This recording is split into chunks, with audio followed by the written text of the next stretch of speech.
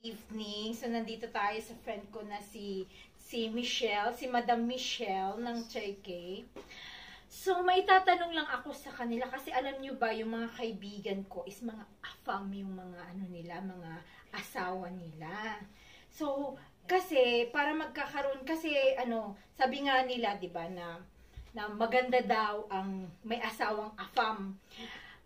Kung gusto mo daw makaahon sa hirap bilang mga Pilipino, hoy, yun talaga ang ano nila si Tikla, sabi niya, oh, ay asawa mo, foreigner, yes, isa na namang kababayan natin ang nakaahon sa hirap, oh, diba?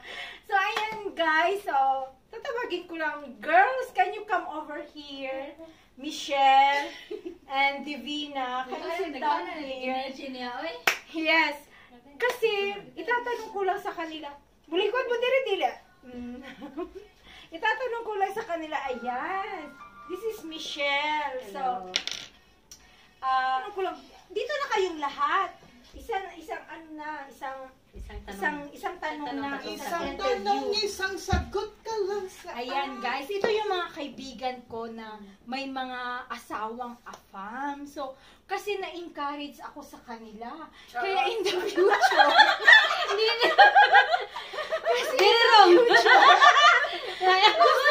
gusto ko rin magkaroon ng asawa ng afam. Yes, kasi nga sabi nila, kung ano daw yung mga kaibigan mo, is magiging kagaya ka rin nila, diba? So, sa totoo lang sila yung mga inspiration ko sa buhay na next time, ako naman ang magkaroon ng afam. Okay, yung years.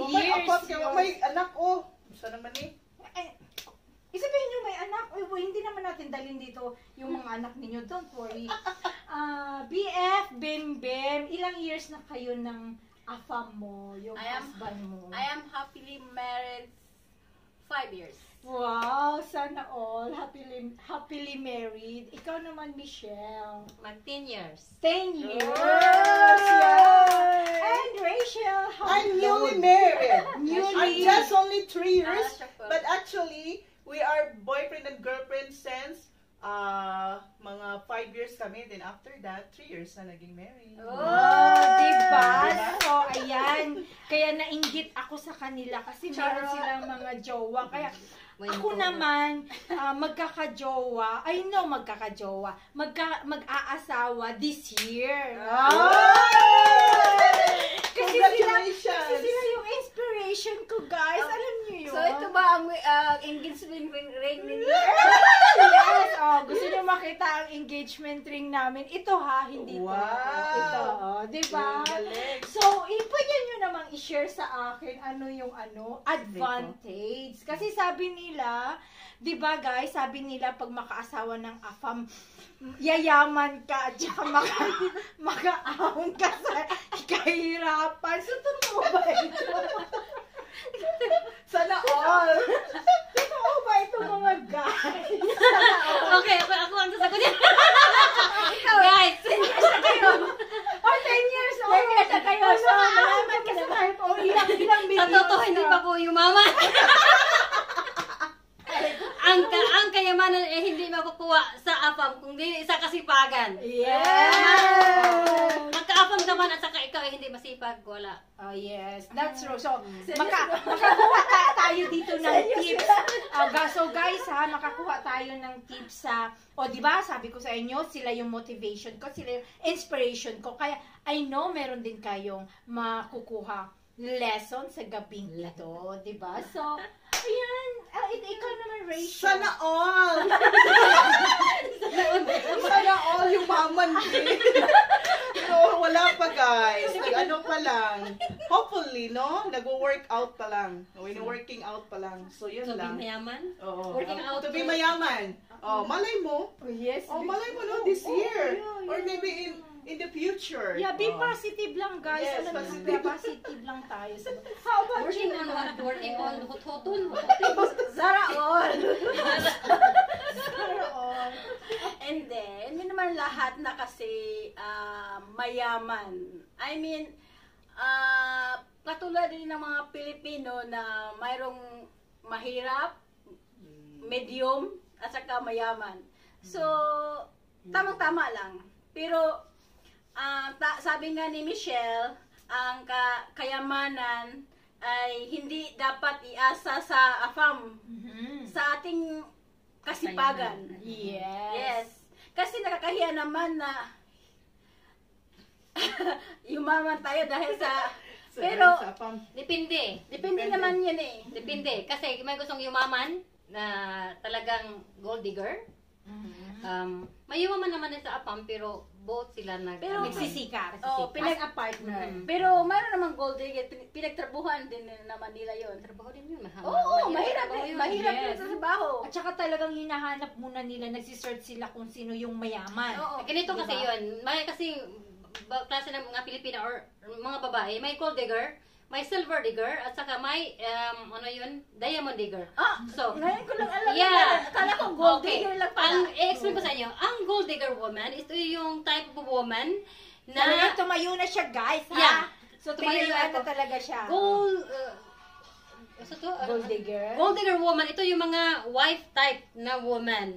Kasi, marunong sila sa lahat, marunong magluto, mag-alaga, maglinis, all around as a wife. So, syempre, gold digger sila sa husband nila kasi marunong sila. Itong mga ito naman ang diamond digger, ito yung mga babae na mga high class. Ito yung mga babae na mabuhay sila na walang mga lalaki, independent woman. Ito namang mga Silver. silver, nakasabi ko. Oo, sabi mo Silver digger, ito naman yung nabubuhay sa lalaki. So, meaning cheap. Kasi Oo. silver lang. Oh, So, silver lang. hindi sila tsaka hindi sila diamond. magbubuhay kung walang lalaki. Hindi, Walang lalaki. Kumbaga, nakadependent. My own opinion, ha? Oo, nakadependent. So, maraming salamat, Madam Michelle, na isang, ang asawa niya po AFAM ay digger. AFAM at saka billionaire, yung asawa niya. So, ayan. I-pray mo din yan, Day. Samahan mo ng prayer ba? I-trip natin ka. I-trip na tayo around the world. Yes. So, ayan po guys. So, 'di ba, alam niyo, iba-iba ang kapalaran nating mga Pilipino. So, 'di ba? So, at least nakilala ninyo yung mga kaibigan ko na mga asawa nila is AFAM. Oo. So, ano po yung maibigay mong advice? Ang bigay ko lang, magsikap tayo para yumaman. Hindi, ang pag-asenso natin nasa sa atin, hindi iasa sa ibang tao. Hindi asa sa lalaki. So, maganda na naman na, AFAM, maganda din naman, mayroong advantage at disadvantages. Okay. So, dahil ang mga AFAM ninyo ang mga partner ninyo is AFAM, di ba? Tapos kayo yung inspiration ko. Pwedeng humingi ng advice para sa akin. Kasi, di ba, gusto kong magkaroon ng AFAM na husband. So, bigyan nyo naman ako ng advice, kayong tatlo. So, ano yung pwede nyong i-advise sa akin pag sakaling ako naman ang mag-aasawa? So, give me advice. Okay. O, sige, As a friend, Michelle. ang may advice ko lang sa'yo is be contented. In case makakita ka ng AFAM mo, ang importante dyan is understanding. Okay? At kung gusto mo maging gold digger, hanap ka na agad ng mayaman. Pero kung gusto mong diamond digger ka, at saka yung AFAM mo is bonus lang yun. Bonus na lang yun sa life mo. So, be contented, be happy, and don't expect more. Too much. Too much. Yes. Para Because, hindi masaktan. yes. Okay, thank you for your advice. You're welcome. Mrs. Billionaire. So, ikaw naman, BF. Madam Millionaire. So, ano yung mai-advise mo sa akin? Ikaw, trillionaire ka. Sis Trillionaire, can you sit down here? Because, yeah! Because you're going to advise me. Sige na kasi, I need your advice kasi nga, I want to. Advice sila sa Kasi ultimatum. gusto ko, siya muna, tapos ikaw, okay. Ang billionaire kong advice sa iyo, always meet halfway. Okay. Nasa gitna lang. O, nasa gitna lang. Tapos, Ano ba? ano pa?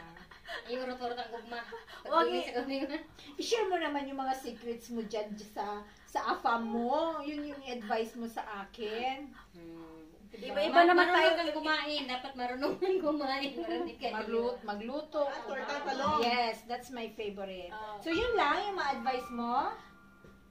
Inday. Advice na, day. Sa hirap at sa ginhawa, magkasama. We'll be there, we still did do it part. Okay. Thank you, Mrs. Millionaire. So, pupunta naman tayo sa kaibigan kong trillionaire. So, Which is the I Lord. will ask your advice para sa akin kasi kayo yung nagiging inspiration ko para magkaroon ako ng AFAM na asawa. Hindi jowa, guys, kasi hindi uso sa amin ang jowa. So, diretso sila AFAM.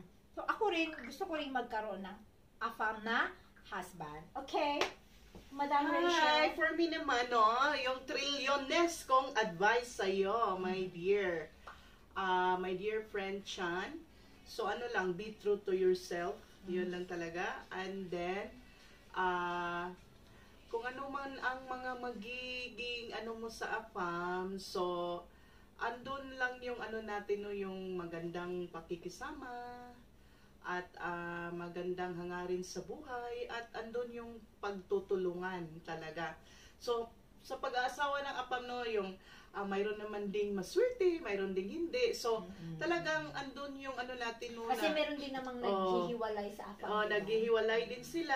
So, kami, no, nag-stick naman din talaga kami sa AFAM namin, kahit although nasabihin namin na hindi naman din may kayamanan. So, andun lang sila sa level na nasa gitna lang, no. So, ayun, kontento lang talaga kung ano lang yung mayroon.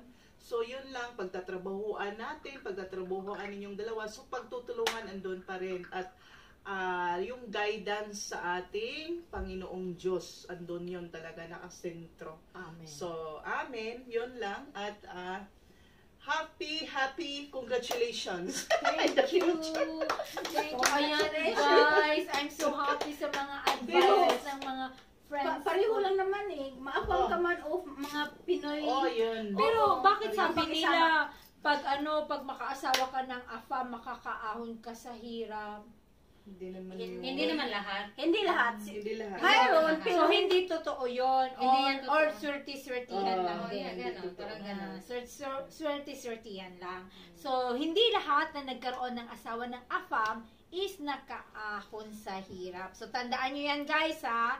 Isang tip natin sa ating mga kaibigan na mga millionaires, billionaires, and trillionaires na nakaasawa ng AFAM.